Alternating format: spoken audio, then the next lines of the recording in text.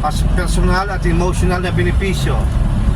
May inner healing at kapayapaan. Maraming pilgrims ang nakaranas ng ginhawa sa puso, pag-asa at bagong lakas. Clarity sa buhay at calling sa paglalakad at pagdarasal. Hip hip. Salamat po, brother.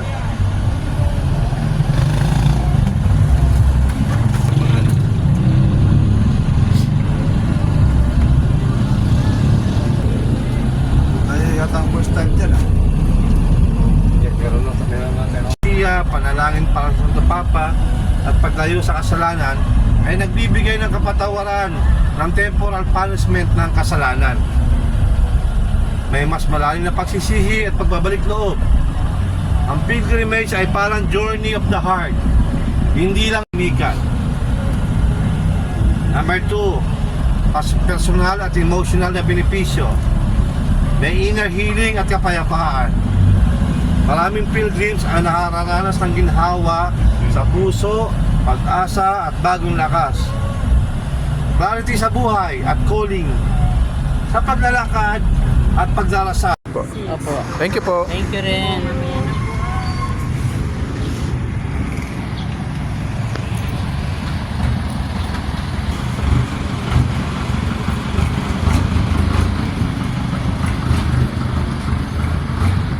Ng temporal punishment ng mga kasalanan. Sa turo ng simbahang Katolika, may dalawang epekto ang kasalanan. Andun lang kami sa likodan. Hindi ba sina Freddy, tsaka sina doon lang. Doon kami sa likod sa Katome. Sa Lola kasi. Pablo. Kina Kuya Ed. Pupunin kami sa desk. Kaya pagka wala po kaming gagawin na hindi kami naka-schedule. Umaga lang pag-pilgrim. Servant din po kayo? Yes po. Ah, Our Lady of Light. Apat na to. Isang ano, Kompleto? isang group lang. Katulad ngayon, Rodopis tayo, di ba? Oo. Yun, dapat matapos. Tapos Ang ibig po sa amin sabihin, ito po yung Road of Peace lang ay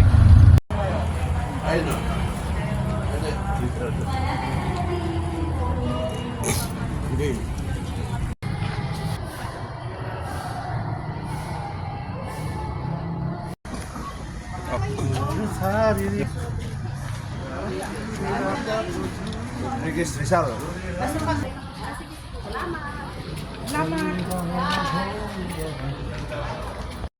Iwan na lang po, no? Yung passport. Hindi ho, iba na. Road ano po kayo? Peace.